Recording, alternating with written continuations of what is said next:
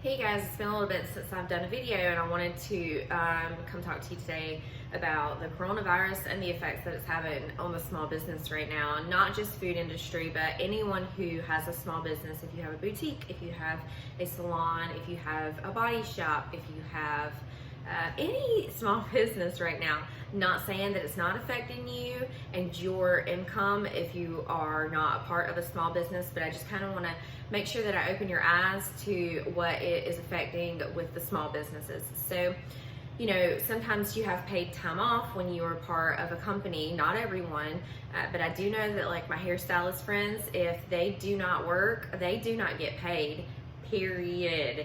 If the government says, hey, guess what, you've got to shut your salon down because it's not safe for customers to come in anymore, they literally have $0 coming into them. You know right now that the bars and the restaurants have already closed down for dine-in, which means all those waitresses have no job whatsoever. I do know that there are some things that they can do, and they can apply for unemployment and things like that after maybe a week or something. I'm not sure all the details, but when you are working one day and then suddenly the next you are not, and of no fault of your own, that's some scary stuff to go through.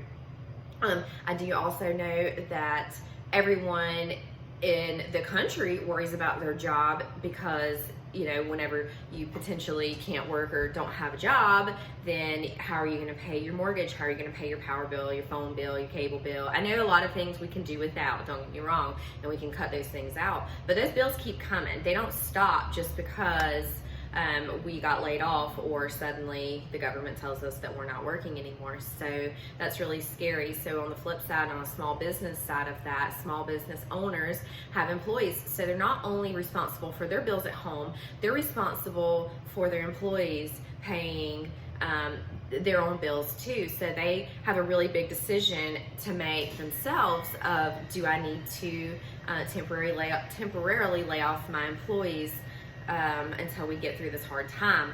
So they have that decision to make. Plus, with their bills at home, like the rest of the country has, they also have bills that still keep coming at their store, at their brick and mortar shop.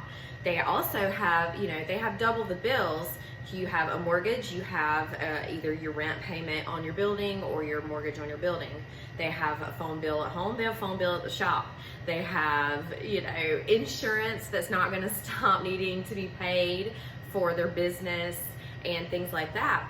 So not only are they trying to figure out, do they stay open or can they stay open, but they could potentially lose their business. And I know that you're supposed to have this nest egg, you're supposed to have this money saved up in case something happens in an emergency, but sometimes you can't do that because you have a brand new business maybe, or, you know, something, you did just have an emergency that money got spent on. I know this oven right here was a very unexpected $1,200 to fix, you know. So what I'm saying is, I'm not trying to put a guilt trip on anyone, I'm just trying to make sure that you can also see the things that are struggling with the small businesses. So small purchases make a difference.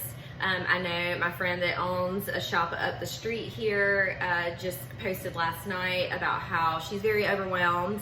I'm talking to you, Sweetest Beginnings.